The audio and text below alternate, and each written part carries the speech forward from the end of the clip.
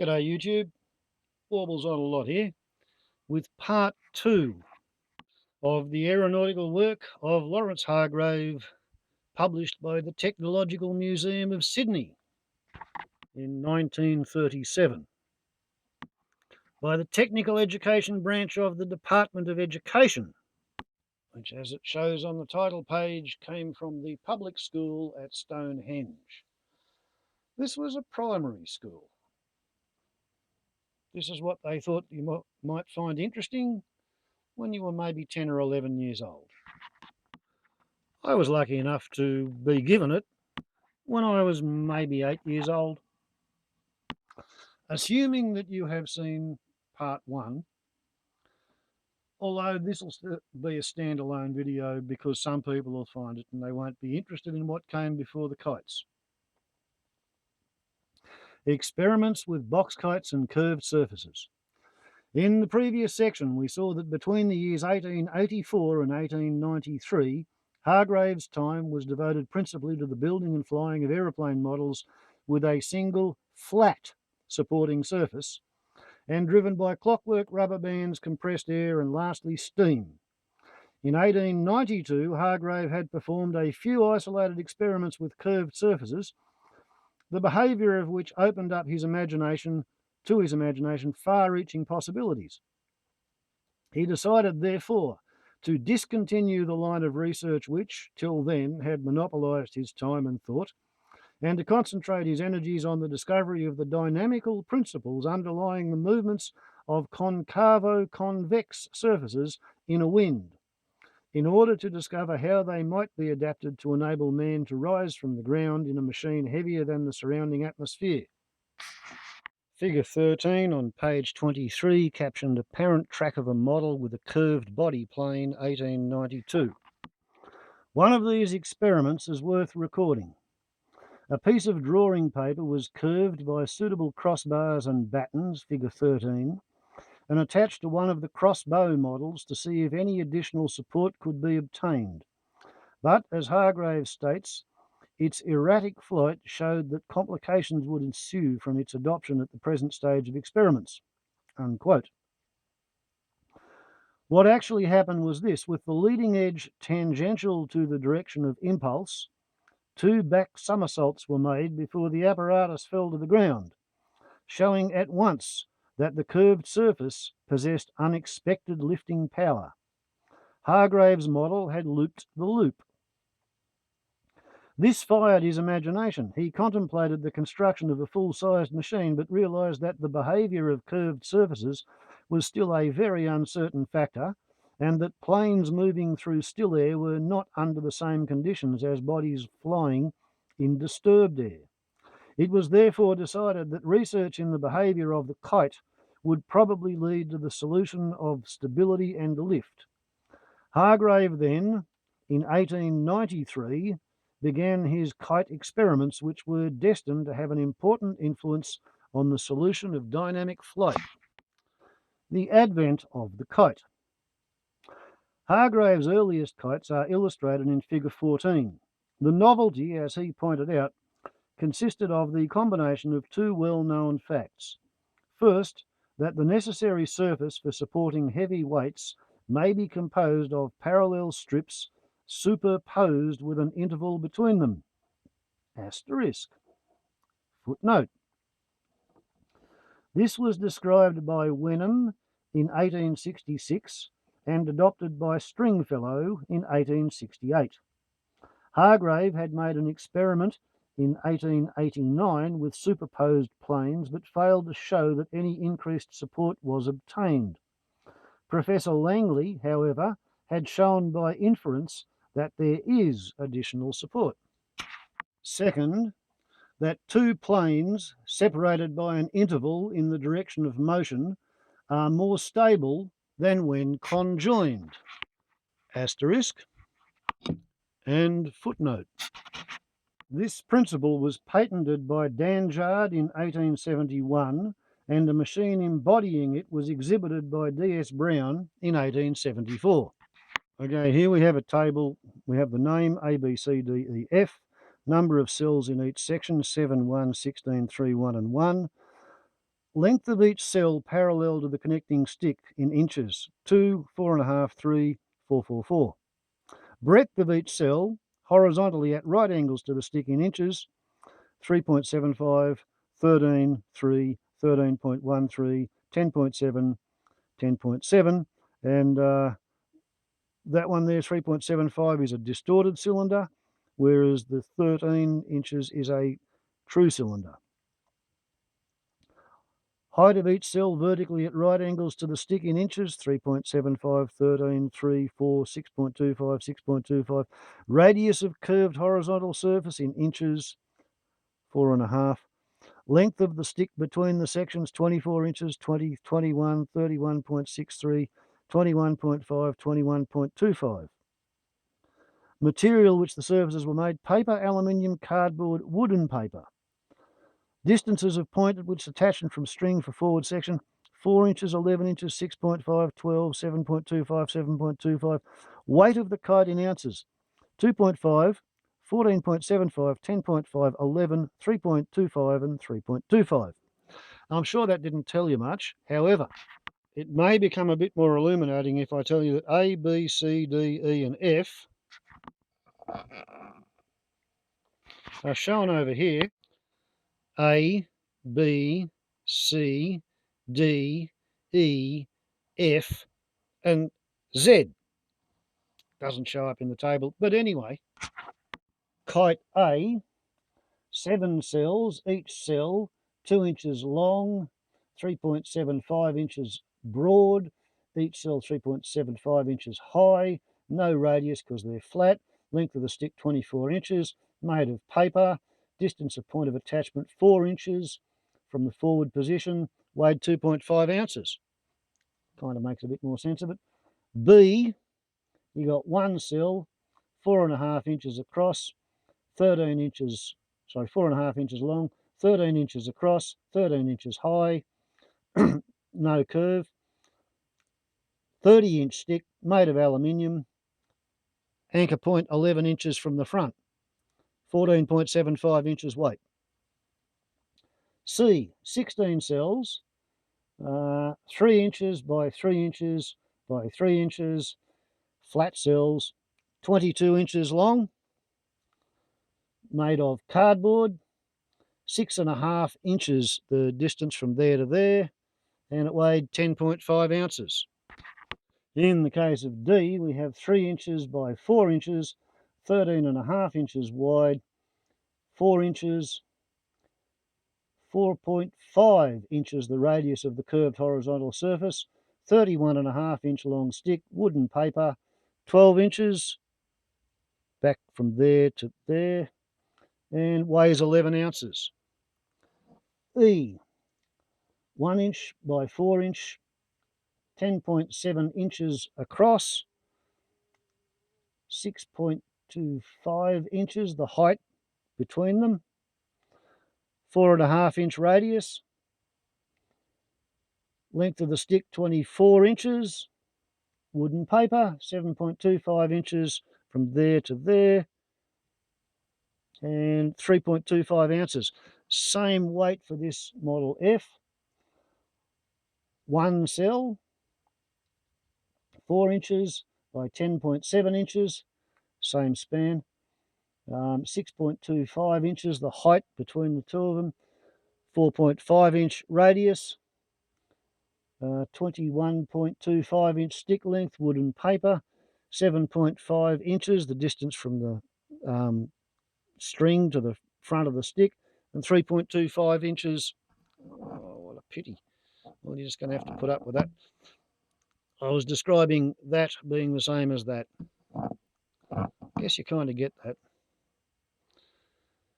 Videoing on one side of the paper, of the pamphlet, reading across the other. Don't have anything in the table for this double butterfly tandem wing kite. Right, so here's the rave. Kites possess great lift. These kites differ from those so familiar to us in our youth, which floated at an angle of about 45 degrees, in which position the lift and drag are about equal. They have a fine angle of incidence so that they correspond with the flying machines they are meant to represent. The fine angle of incidence causes the lift largely to exceed the drag and brings the kite so that the upper part of the string is nearly vertical. It was pointed out by Hargrave that if the kite is perfect in construction and the wind steady, the string could be attached infinitely near the centre of the stick and the kite would fly very near the zenith. Moreover, any number of kites could be strung together on the same line and heavy weights buoyed up in a breeze. Superiority of curved surfaces. Kites E and F are of equal weight and area. In E, the horizontal surfaces are evenly curved with the convex sides above. F has all the surfaces flat. Hargrave discovered that E pulled twice as hard on the string as F, and the important deduction was made that a flying machine with curved surfaces would be better than one with a flat body plane. In theorising as to the cause of this lift by the curved surface, Hargrave made the very natural error of supposing that the wind drawing into and striking the concave side of the sail exerted a more powerful lift than the current impinging direction on the forward part of the convex side. It has since been demonstrated that this is not so. It is the upper surface which contributes most to the lift. So in 1937, they were still highly dismissive of Newtonian aerodynamics and entirely enraptured by Coandon aerodynamics. Suffice to say that nobody has yet completely conclusively proved that all the lift is caused by the undersurface or all the lift is caused by the upper surface, and most of the best brains tend to agree that there's a combination of Newtonian and Coandon effect going on. But anyway, an experiment was tried with Kite Z, which was made with flat sloping wings, as in Hargrave's monoplane models. It was found that it did not compare with the cellular form for steadiness. Hargrave realised then that numerous accidents that had happened to the India rubber and compressed air-driven machines had been largely due to imperfections in the flat or V-shaped body planes. Kite experiments at Stanwell Park.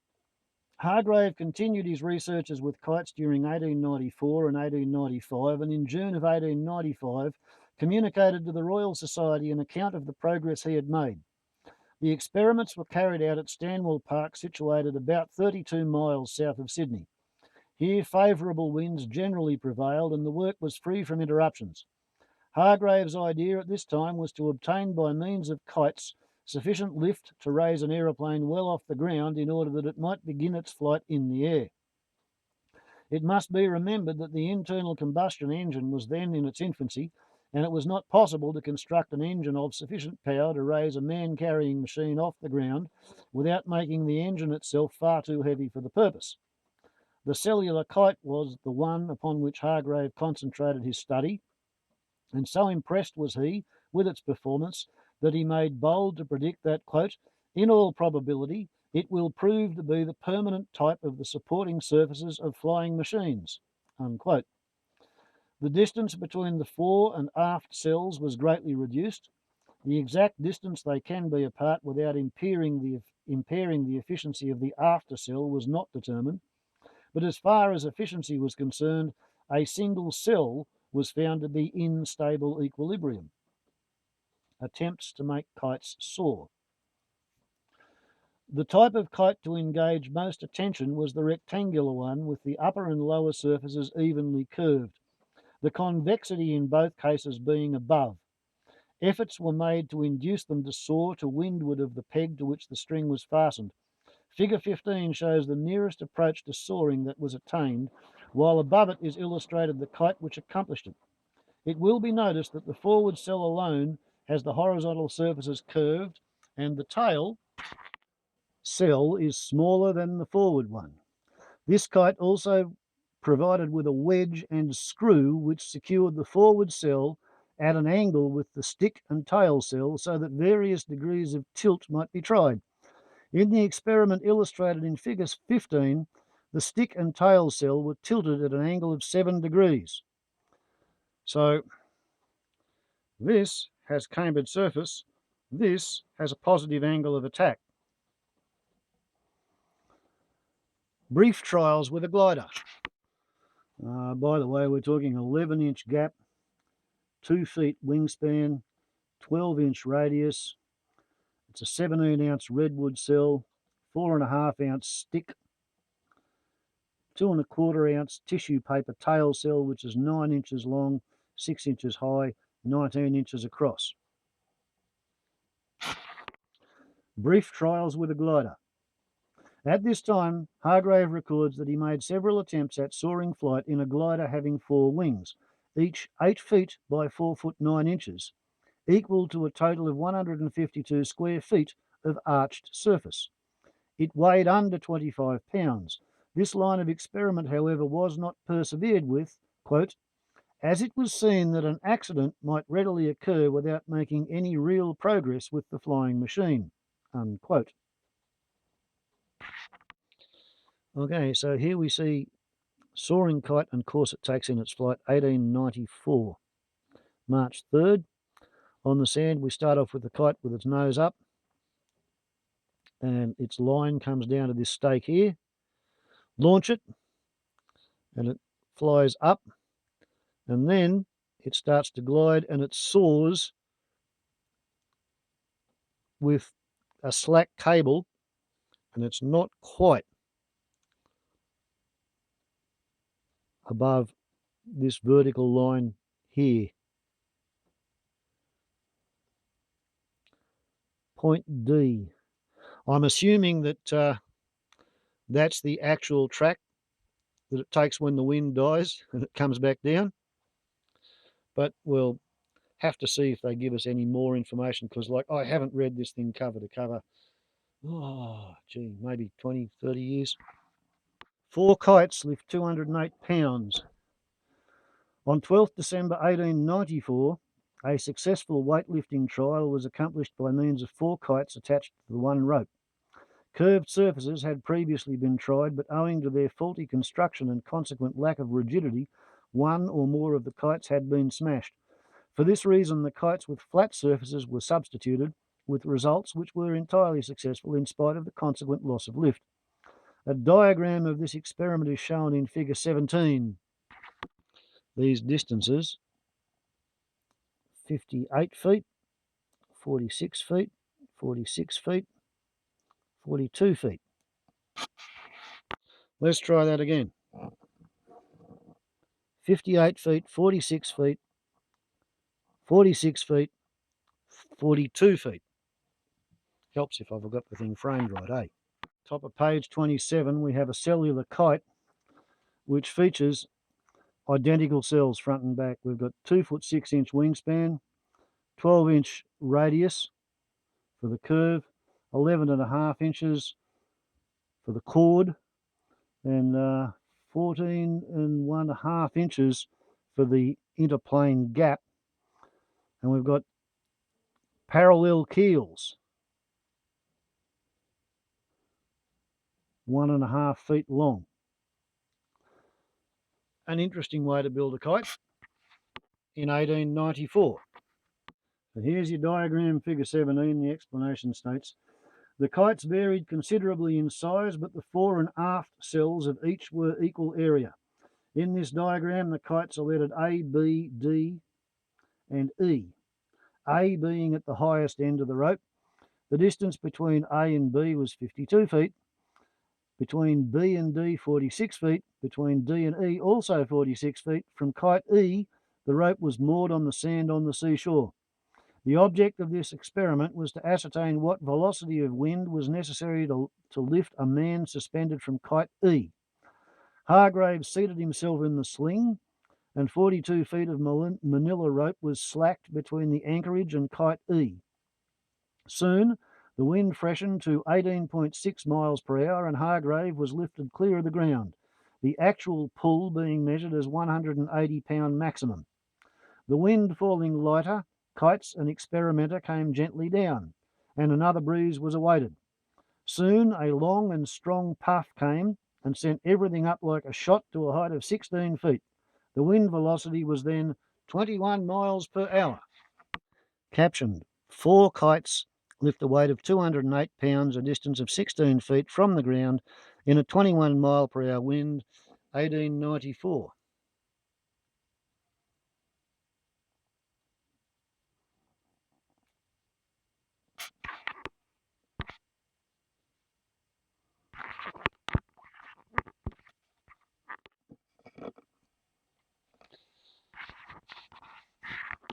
Just wait while I go and feed that fella.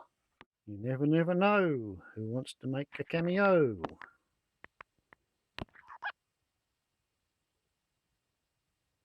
This sort of thing never happens in Steven Spielberg's movies, eh? So, in your 21 mile an hour wind, and the kites exerted a maximum lift of 240 pounds. The total actual weight that was lifted was 208 pounds 5 ounces. The angle at which A, B and D were flying above was measured from E to be about 60 degrees, while the upper kites and E was sloped to the horizontal at about the same angle, so that the forward ends of the cells were open to view from E. In the following table are given the dimensions, weight, etc. of the 4 kites employed in this experiment. Remember, A is the top kite.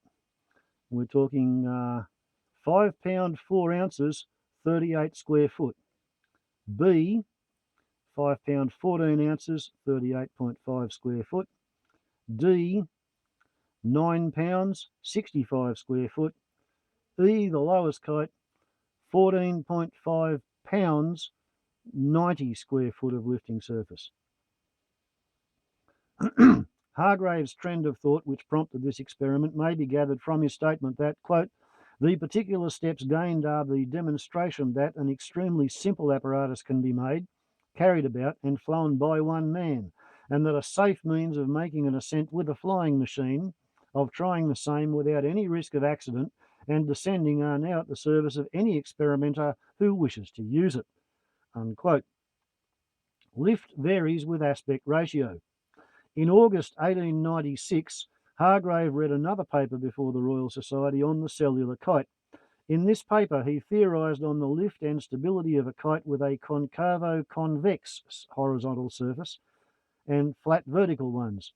He also described an improved method of constructing such a kite of greater strength and rigidity than those used hitherto. In comparing his cellular kites with the common kites in use previously, Hargrave attributed the greater lift of the former per square foot to the distribution of the lifting surface, the value of which depends within certain limits on the linear dimension that first meets the wind. Here we have an asterisk, and here we have a footnote. This is an important factor in the construction of modern aeroplane wings. In aeronautical language, it's known as the, quote, aspect ratio, unquote, and is defined thus. The distance between the inner and outer extremities of a plane is known as the span. That between the leading and trailing edges as the chord. The span over the chord, or the span divided by the chord, is the aspect ratio. And this in modern machines varies from 5 to 8 or even more. 5 to 1, 8 to 1. It has been found that with cambered surfaces, the efficiency increases with the aspect ratio. It is questionable, however, whether any material advantage is gained by making it greater than 8, for structural difficulties are then introduced. In 1933, when this was written, that was true, but these days, sailplanes with 50 to 1 aspect ratio have been built. They fly pretty well with modern materials. Thus, a common kite of 25 square feet area cannot display more than about 7 feet of edge to the wind, whereas a cellular one of the same area can easily display 20 feet. This principle was first enunciated by Cayley in 1809 and was later confirmed by Wenham in 1866. Vertical surfaces influence stability. Another principle stressed by Hargrave was that the great stability of the cellular kite was due to the vertical surfaces. There is no doubt that they played an important part in this connection, for in the kite they always remained parallel with the direction of the wind. Are you all still paying attention?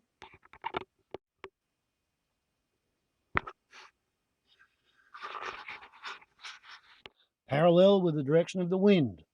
When, however, the first aeroplane built on the Boxkite principle was tried out, it was found that the stability was perfect when headed against the wind, but became erratic in a side wind.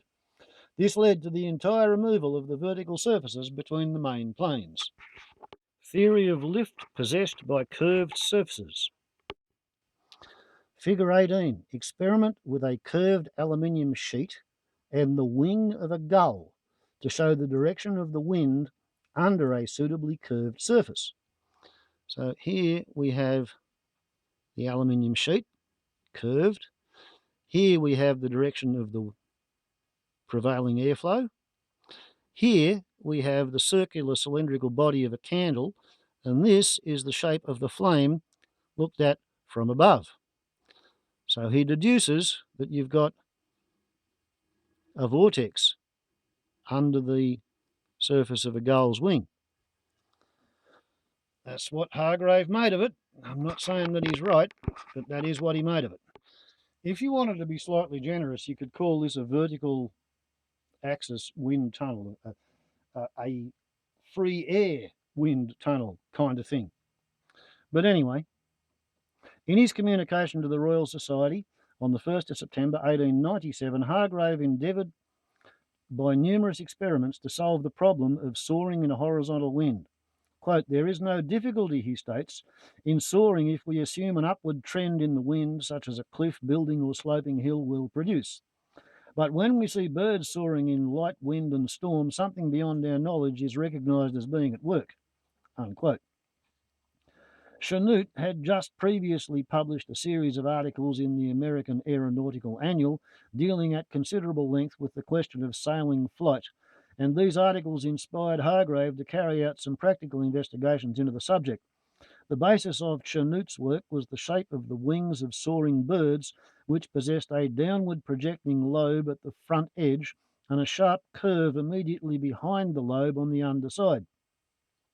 Hargrave conducted many experiments with the object of discovering how this shape affected the course, distribution, and pressure of the wind when soaring. A piece of aluminium shaped as described above was used in place of the wing of a bird, figure 18a. Voila. The direction of the wind was indicated by the flame of the candle. Briefly, the net result of these experiments showed that the wind on the under surface resolved itself into a vortex, the upper surface of which swept forward and caused a pronounced upward pressure on the lower side of the wing. The centre of the vortex was found to be approximately at the centre of the curve of the forepart of the aluminium sheet. Chong. Having by candle flame demonstrated the direction of the wind on the lower concave surface, Hargrave verified his results by substituting for the aluminium sheet the wing of a gull, 18b. The ruffling of the feathers from behind forwards confirmed the conclusions already deduced. Here the arrows indicate the direction of the wind, and although it is correctly shown to have a pronounced upward course in the front of the leading edge, Hargrave failed to demonstrate the fact that this caused the upper surface to exert a far greater lift than the lower. He also failed to consider the idea that what he's actually looking at is turbulence in a low pressure zone caused by the body of the candle, because you're looking down on the top of a flame. So it was a very ingenious attempt, but I don't think it taught him very much at all, actually. Speaking with 20/20 hindsight and over 120 years to think about it. Lift of curved and plane surfaces compared. In order to illustrate in the simplest possible manner the greater lift possessed by the curved surface than the plane surface, Hargrave constructed the apparatus shown in figure 19. This consisted of a horizontal rod round which a curved and a plane surface were free to revolve, the one balancing the other. The rod was pointed to the wind, and both surfaces received a blast of equal intensity. In the first case, both the plane and the chord of the curve were set at a slight positive angle, 10 degrees, to the direction of the wind, figure 19a. Although in this position the plane surface possesses considerable lift, the curve easily rotated the arms against the lift of the plane. there in figure A. Wind arrives from here. Both of them have a 10-degree positive angle of attack, and the curved surface is stronger than the plane surface, so the whole thing rotates that away. So as I was saying, this represents a way to study aerodynamics in a repeatable and measured fashion without constructing a tunnel. You use the wind. Now, people have said that the Wright brothers built the world's first wind tunnel. I've seen it on many documentaries. However, if we defer to Great Aircraft by Norman Macmillan, Wing Commander I think he was, 1960, copyright, published by Robert Cunningham and Sons Limited. Speaking of the Wright brothers, so in 1899 they built their first flying structure, a biplane kite of 5 feet wingspan and with hinged interplane struts. To give them control, they attached a cord to each of the 4 wingtips. They tied the right wingtip's upper end and lower cords to equivalent ends of a stick. They did the same with the left wingtip's cords. One of the brothers with outstretched arms could hold one stick in either hand. By manipulating the sticks equally when flying the kite in a wind, he obtained fore and aft control from the moving top wing.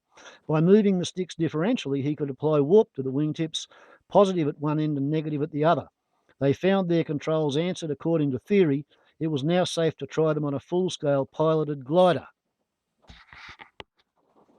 That was 1899. The brothers built 3 successive gliders, one in each of the 3 succeeding years. Each was what we should now call a pre-prototype of the unborn flyer. The first glider had spruce spars, 16-foot long, wingtip bows increased the span to 12 by 12 to 18 inches. They designed the wings of their first glider on the basis of Lilienthal's published tables of air pressures. These indicated that in a 17 to 21 mile an hour wind it should support its pilot, but they did not know precisely what wing curvature Lilienthal had used. They adopted a wing camber of 1 to 23. The brothers had never flown nor seen any other man try to fly. As the safest way to gain preliminary practice in the use of the controls, they wisely decided to fly the glider first as a man-lifting kite. When trying to do so, they found it would not lift at the theoretical airspeed. They did not know why. Was their wing curvature different from Lilienthal's? Was their wing covering too porous, so causing lift to be lost? Were Lilienthal's figures wrong? It was just a gamble to try to answer any of these questions without further knowledge, so they immediately began to investigate the problem systematically. First, they put 50 pounds of chain on the glider in lieu of the much heavier human pilot and flew it as they had flown the previous year's kite by manipulating ropes from the ground. So that nails that one down as 1900. Next summer, they returned with pre-prototype number 2. It weighed 98 pounds, its wingspan of 22 feet and chord of 7 feet with tips rounded off at the trailing edge, gave it a wing area of 290 square feet. No one had ever before tried to fly on so large a glider. Running into control issues because of induced drag caused by their wing warping. That was a problem they would have to resolve before their next year's trials.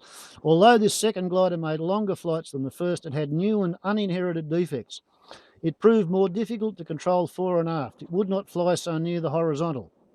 They decided that these faults arose from its increased wing curvature of 1 to 12, which they had adopted because they believed it to be nearer to the wing shape on which Lilienthal's tables were based. And in him they still had faith when designing their second pre-prototype. But after the first few flights at Kitty Hawk had shown these adverse control results, they decreased the camber to 1 in 18. Control as effective as in the first machine then reappeared. They flew it in winds of up to 27 miles per hour without accident, and their flying excelled any ever accomplished. They decided they could no longer rely on Lilienthal. In future, they would have to investigate everything fully for themselves. But after reducing the camber, they found yet another anomaly in the fore and aft control. To study this occasional failure to behave in strict accordance with theory, they detached a wing from the glider and flew it as a monoplane kite. From these experiments, they discovered something no one knew before. that a wing curved from front to rear does not react to airflow the same way as a flat plate. I was wrong with 1885, it was 1897.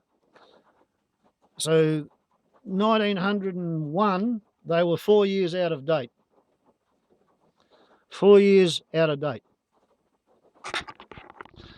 On a flat surface, the centre of air pressure always moves towards the front edge as the angle to the airflow is reduced. On their cambered surface, the brothers found that the same movement occurring over the range of larger angles, but at between 15 and 12 degrees, the forward movement ceased. With further reduction of incidence, the centre of pressure moved progressively backward. This phenomenon caused the anomalous behaviour of their glider and upset their theory of front elevator stability. To check these discoveries and the new theories they were evolving from them, the brothers made a small and crude but nonetheless effective wind tunnel at Dayton. Its fan driven by a homemade single-cylinder gas engine.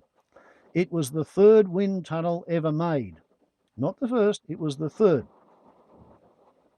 And the first to be used for the study of applied aerodynamics. They made more than 200 different types of models in metal, including monoplane, biplane, triplane and tandem arrangements with different ratios of span to chord and of different wing thicknesses. They tested them all from the least angle at which they could measure lift in the tunnel up to a maximum setting of 45 degrees. At the slow airspeed of their time, their experiments proved that the theory of a sharp leading edge and a heavily cambered wing, then generally advocated by the experts, was wrong.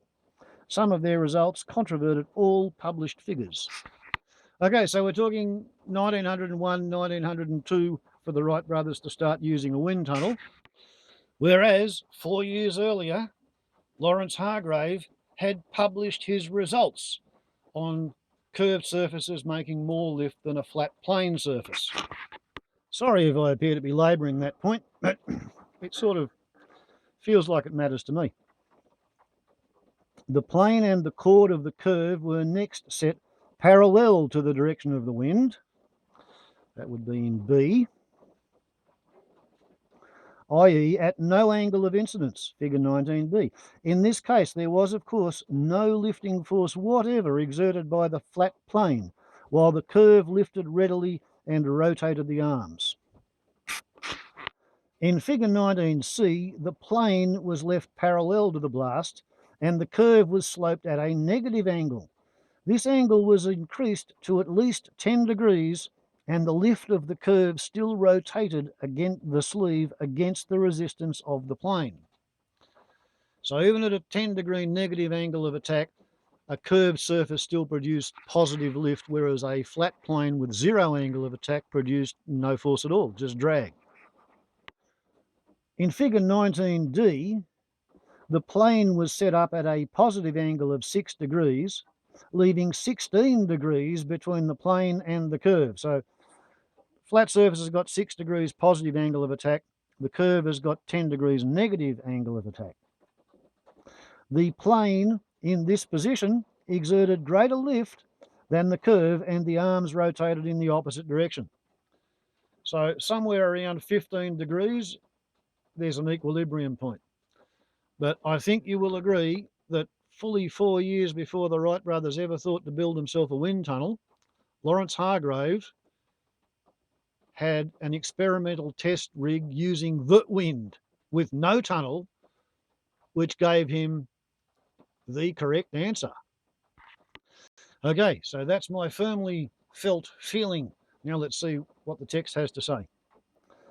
Although these experiments demonstrated in a most convincing manner the greater lift exerted by a curved surface than by a flat one, it must not be thought that this principle was discovered by Hargrave. It was demonstrated in England by Phillips in 1884 and later confirmed by Lilienthal in Germany. Nevertheless, considerable credit must be given to Hargrave for the ingenious and practical experiment he devised to illustrate the phenomenon. Let that be a lesson to you about the perils of enthusiasm versus actually fact-checking. I've been so wrapped in the idea that the Wright brothers didn't invent curved surfaces because Hargrave was before them that it just never occurred to me to go and read up the rest of the page. for the first time for 30 odd years and discovered that Hargrave's wasn't the first, not by a long chalk. Vortex forms under curved surface. In order to account for this lift, Hargrave maintained that the vortex under the wing revolved in such a way that the actual air which impinged on the concave surface had a forward and upward motion, thereby pushing it into the low pressure above the wing. He was clearly of the opinion that the lift exerted by the wind on the concave was greater than that on the convex. This was a natural conclusion which the shape of the curve at once suggested, and the opinion was shared by all the early experimenters. It has since been shown that by far the greater lift is exerted on the convex surface, which may be 4 or even 5 times greater than that on the concave surface, according to the design of the wing. This is caused in large measure by the fact that the air as it approaches the wing has a pronounced upward trend from which the wing derives considerable advantage in increased lift due to the consequent negative pressure or suction immediately behind and above the leading edge of the upper surface.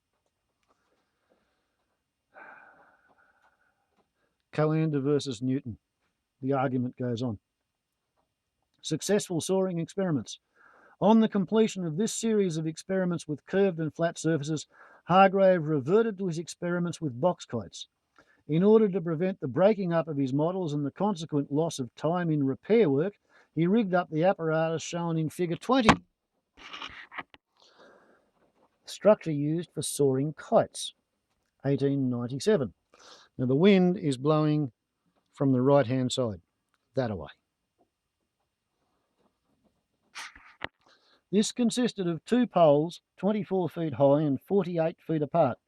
A cord connected the tops of the poles, and the string of the soaring kite was tied to the middle of the cord at a sufficient height to prevent it striking the ground. Quote, "I stand," says Hargrave, "to leeward of the poles and start the soaring kite at a positive angle. It then flies as an ordinary kite to near the zenith. The vortex then forms under the curved aluminium surfaces and draws the apparatus at full stretch of the string and cord through the 180 degrees of arc to windward of the poles. The flag shows the wind to be horizontal, and the string that is plainly visible in the photographs shows the soaring kite pulling about 20 degrees to windward of the zenith. The wind was blowing at 12 or 14 miles per hour, which was inadequate to effect the best pull the affair was capable of. The projected area of the 2 curved surfaces of this kite was 1 square foot, 45 square inches, and the weight was 1 pound, 4.5 ounces. It was also provided with a cylindrical aluminium tail.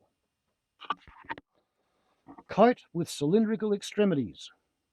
In his paper entitled Aeronautics, read on 1st June 1898, Hargrave gave the results of further experiments with kites flown on the apparatus shown in figure 20. In order to obtain stability in a fore and aft direction, the kite was attached to the middle of a tubular rod which was provided with a cylindrical cell at each extremity. The principle underlying this arrangement was similar to that of a tightrope walker holding a long pole. A great degree of stability was procured by this means. The kite itself differed from those previously flown, which were principally of the box type, inasmuch as it consisted of the one surface curved similarly to the model shown in figure 18, which is that.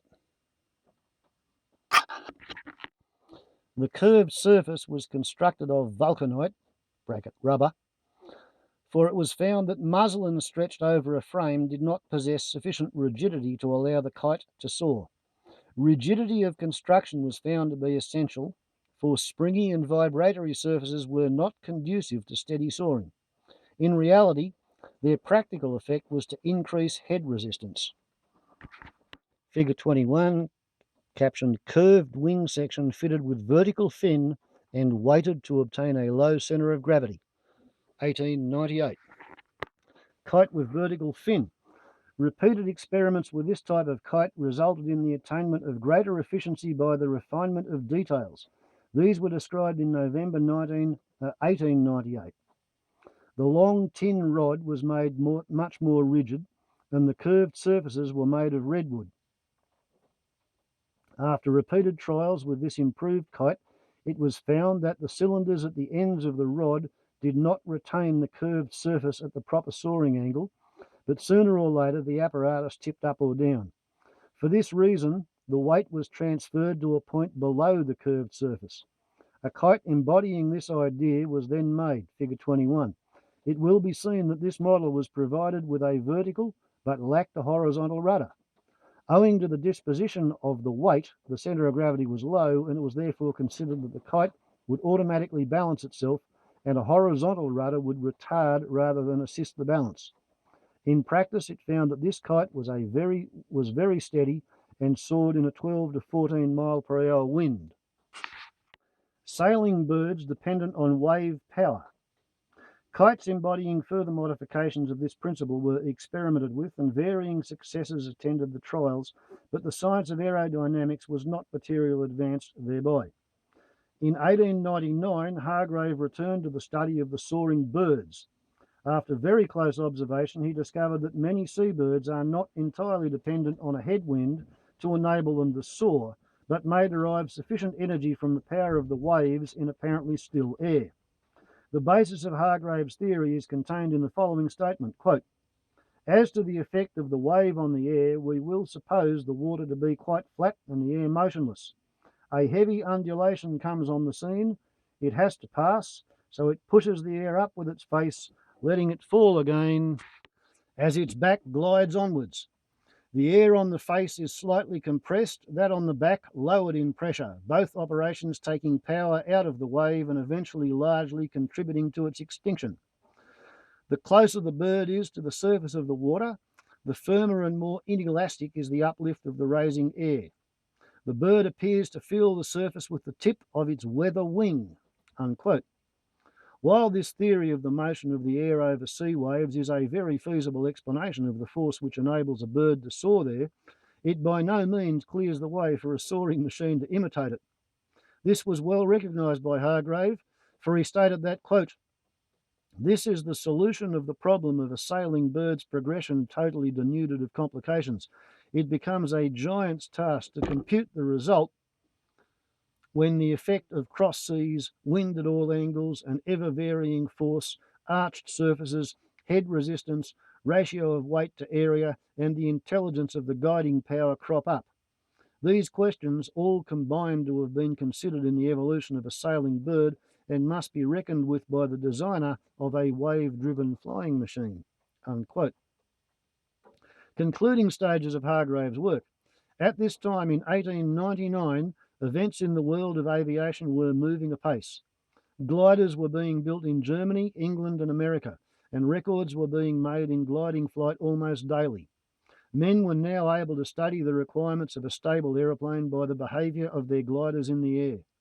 Any unsteadiness either fore and aft or laterally was noted, and the disposition of the parts altered to correct it. Ideas were copied, the one from the other, until stability was secured. Hargrave, situated so far from the centre of operations, could not now keep pace with such rapid and ever-changing development. He had built a solid foundation and was content to watch others complete the superstructure. His was the spirit of the true scientist. He was convinced that the ingenuity of man was capable of overcoming the difficulties of dynamic flight and endeavoured to accomplish it. But though he did not completely succeed in his goal, he made the way much easier for others to follow. His papers and ideas were sent abroad and freely and with no binding patent rights in order to assist others in the attainment of the common objective. For Hargrave was more concerned with the advancement of aviation than with the notoriety of Lawrence Hargrave. Kite with reverse curves. After the lapse of 10 years, he contributed on the 1st of December 1909, when my father was almost a year old, his last paper on aerodynamics to the Royal Society. This contained a description of the construction and properties of a rigid box kite, which proved to be more stable than any of those used hitherto. A replica of this kite was presented by Hargrave to the Technological Museum in 1912, and a photograph of it is shown in figure 22. It will be seen that the horizontal surfaces, both upper and lower, consist of reverse curves.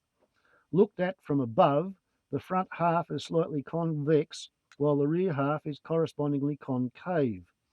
The outside edge of the frame is perfectly straight. This kite was 2 foot 8 inches long, 4 foot 8.5 inches wide, 1 foot 7.25 inches high. The total lifting surface was 25.09 square feet, and the weight was 2.28 pounds, just under a kilogram.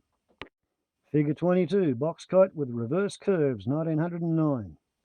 The qualities of kite after this design are thus summed up by Hargraves, quote, "These rigid, stable aeroplanes are superior to the very best cellular kites I can make. They are lighter, pull harder per square foot, attain a greater angle of elevation, and have fewer parts."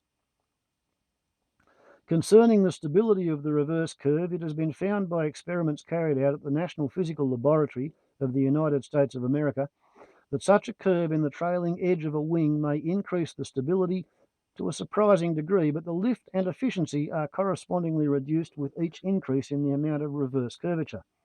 When this is very slight, however, it has been found possible to increase the stability while the lift and efficiency are maintained. Review of Hargrave's work. Having traversed the ground covered by the aeronautical work of Lawrence Hargrave, a brief review of the most important features of that work will perhaps assist the reader correctly to appraise its value to the science of aerodynamics and the development of the aeroplane. First, with regard to the early flat surface monoplanes, it may be said that the experiments conducted with these, although extremely interesting and far more advanced than any previous attempts at dynamic flight, did not in themselves advance the science to any great extent. The models flew in a more or less straight course for greater distances than any other machines had flown previously, but they were unable to rise from the ground, and no provision was made for such movements as ascending and descending, for turning on a horizontal axis, or to right and left. They were capable of being flown only on perfectly calm days, for a slight gust of wind was sufficient to upset them. Perhaps their greatest value lay in the stimulus they gave to the study of flight by bringing many other workers into the field. It was but natural that Hargrave should have endeavoured to imitate the flight of birds by means of artificial flapping wings, for one would readily imagine that such a method of propulsion was the last word in efficiency, in view of the speed and control exercised by a bird in the air. But it must be borne in mind that the screw propeller is not naturally available in an animal's construction. This is clearly pointed out by Lougheed, Loughheed, that's before Lockheed changed his name to Lockheed, in his book Vehicles of the Air, wherein he states, quote, "It is a common argument that birds, which may be considered the flying machines par excellence, fly on this plan. True enough, but it is equally true that most animals walk on legs, and most fishes swim with tails and fins, despite which man finds that with wheels and screw propellers he can secure results vastly superior to any that are to be found in attempts to copy nature's mechanisms more closely. It is a point deserving of regard in this connection that the real reason the continuous rotating mechanism is unknown in the animal economy may be the excellent one that it is not available. A wheel or similar continuous rotating element in a machine involves a complete separation of parts, mere contact or juxtaposition being substituted for the complete structural continuity that is rendered imperative in the natural machine by nature's self-contained processes of manufacture, growth, and repair, processes with which man's mechanisms are not handicapped, however imperfect they may be in other respects." Unquote. Hargrave made a comparison of the relative propelling powers of flapping wings and a screw under what appeared to him to be similar conditions, and found them to be about equally effective. But as previously pointed out, his design of screw is now known to have been very inefficient. His engines were, for their time, very efficient, wonderfully simple, and extremely light. They remain as a tribute to his ingenuity. Probably his most resourceful engineering discovery was that of the rotary engine. Engines of this type have proved to be peculiarly adapted to aeroplane work, for a flywheel effect is obtained which increases the smoothness of running. The well-known quote, gnome, aeroplane engine embodied this principle, and many records were made with it. Other successful rotary engines were the Clerget and Lerone. How many Australians familiar with the word gnome, familiar too with the wonderful performances of the engine accomplished, know that it was through our own Australian inventor that its manufacture was rendered possible? The majority probably look upon it as a French invention. It certainly was a French patent, for Hargrave refused to patent anything. His own prediction, made in 1907, is thus borne out, for he stated, quote, "Ideas of a more or less bizarre nature, apparently ridiculous when first presented, are sometimes examined by the most remote people and their merit recognised and acted upon.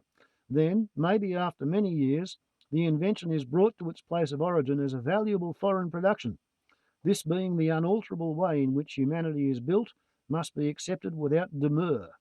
Unquote. Resourceful as were Hargrave's experiments with monoplane models, ingenious as were his inventions of light engines, they did not penetrate the mist which enveloped dynamic flight. Rays of sunshine became visible with the advent of the Boxkite, and it is upon this that Hargrave's place in the history of aeronautical development is chiefly founded. His kites possessed greater stability, more lift, and less drag than any apparatus previously discovered. He was the first to demonstrate that a relatively small surface arranged as in his kites was sufficient to lift the weight of a man from the ground. Having accomplished this, the steps which led from there to a man-carrying aeroplane consisted of a light and efficient engine and the fitting of an adjustable tail for steering. The principle of the latter had been enunciated by Hargrave and others. The former was evolved from the light internal combustion engine of the automobile and motorcycle. No more convincing argument can be advanced for the epoch-making importance of the Hargrave kite than the fact that the first aeroplane ever to fly publicly, not hidden away behind a sand dune at Kitty Hawk, publicly, that of Santos Dumont in France, was simply an arrangement of those kites. The Sydney Technological Museum is fortunate indeed in possessing the original monoplane models described by Hargrave in the, quote, Proceedings of the Royal Society of New South Wales, unquote. All of these models flew various distances and records of their flights are carefully preserved. They were more or less damaged when they came to Earth at the end of their flight, but the broken parts were not replaced. They were carefully bound together so that the form of the original model as it actually flew is preserved for all time. Only one Boxkite, a replica of that flown in 1909, is in the possession of this museum. The whole of Hargrave's other kites and inventions went to Germany. There has been much controversy relative to this action of Hargrave, and many false impressions have gained credence. A correct account of what actually took place and the motive underlying Hargrave's decision are, I believe, contained in the following statement. The models were offered to the New South Wales government in 1909 on condition that they be open to inspection by the public and that they be placed in showcases. Statements have from time to time been made in the press and elsewhere that this offer was refused by the government of the day, of which the Honourable C.G. Wade was Premier. Such statements are absolutely contradicted by the official papers which deal with the offer. The following letter, a copy of which is filed in the Premier's Department, Sydney, was sent to Sir James Graham, who was acting on Hargrave's behalf, by Mr. J.L. Williams, then Under Secretary for Justice. 29 December 1909. Sir, referring to the question asked by you of the Premier in the Legislative Assembly on the 21st September last, respecting Mr. Lawrence Hargrave's offer to present to the New South Wales public a large collection of models and flying machines and etc., I have the honour to inform you that Mr. Wade has approved of accommodation for the collection being found in the Technical Museum Ultimo, in which institution the earlier Hargrave flying machine models are already housed and displayed. I have the honour to be, sir, your obedient servant, J.L. Williams, Under Secretary for Justice. Whatever reports may have gained currency to the contrary, this documentary evidence must be accepted as a correct and final statement of actual fact. About this time, a proposal was made to Hargrave on behalf of Germany that if the models were presented to that country, a special building would be allotted to them. This offer Hargrave accepted, and much criticism has been directed against him for what has been termed his lack of patriotism. Now, I question whether a more patriotic Australian, asterisk, footnote. Actually, Hargrave was born in England in 1850 and came to Australia when 16 years of age. On account of the fact that the rest of his life was lived and the whole of his technical training received in Australia, he is usually regarded and may justly be claimed as an Australian. Now, I question whether a more patriotic Australian ever lived than the same Lawrence Hargrave. Right throughout his writings, his love of Australia is unmistakably revealed, and one of his greatest desires was that Australia should get credit for the work he did. I believe that Hargrave's decision was reached as a result of the fact that he looked upon the development of aviation from the point of view of civilization rather than from a national one. He desired his work to benefit mankind, and countries and borderlines had no place in his vision. He was persuaded that in Germany his models would be readily available to students and engineers all over Europe, while in Australia their influence would scarcely be felt. Hargrave succumbed to the argument, and the models were lost to Australia for all time. He never suspected that very soon the aeroplane was to become an efficient fighting machine, that his models and ideas were to be used in the development and improvement of aeroplanes destined to fight against his beloved native land. He never suspected that his own son was to lose his life at the hands of those he had so unselfishly benefited. Hargrave was an idealist. War was an anathema to him, and he never really recovered from the shock of his son's death. It has been stated, and I believe truly, that the bullet that killed his son killed Lawrence Hargrave. And then, in conclusion, list of papers on aeronautics and kites read by Hargraves before the Royal Society of New South Wales. The Trochoided Plane, 6 August 1884. Notes on Flying Machines, 3 June 1885. On a form of flying machine, 2nd December 1885. Notes on a model showing one form of serpentine progression, 2nd June 1886. Recent work on flying machines, 1st June 1887. Autographic instruments used in the development of flying machines, 7th December 1887. Flying machine memoranda, 7th August 1889. On a compressed air flying machine, 4th June 1890. On the 74-ounce compressed air flying machine, 3rd December 1890. Numbers 13 and 14 compressed air flying machines, 1st July 1891. Flying machine work and the 1/6 horsepower steam motor weighing 3 1/4 pound, 3rd of August 1892. Flying machine motors and cellular kites, 7th June 1893. Aeronautical work, 5th June 1895. On the cellular kite, 5th of August 1896. The possibility of soaring in horizontal wind. Crank that down a little bit more. 1st of September 1897. Aeronautics, 1st of June 1898. Soaring machines, 2nd November 1898. Sailing birds are dependent on wave power, 6th September 1899. Rigid stable aeroplanes, 1st December 1909. Sydney, David Harold Paisley, government printer, 1937. There you go, and now you know, and that's probably more than you ever wanted to know about the aeronautical work of Lawrence Hargrave. The man who invented not only the box kite, but he also invented the rotary aero engine. I think also the radial engine. I think he was the first to build a free-flying model of anything which actually had dihedral, but that's just a guess.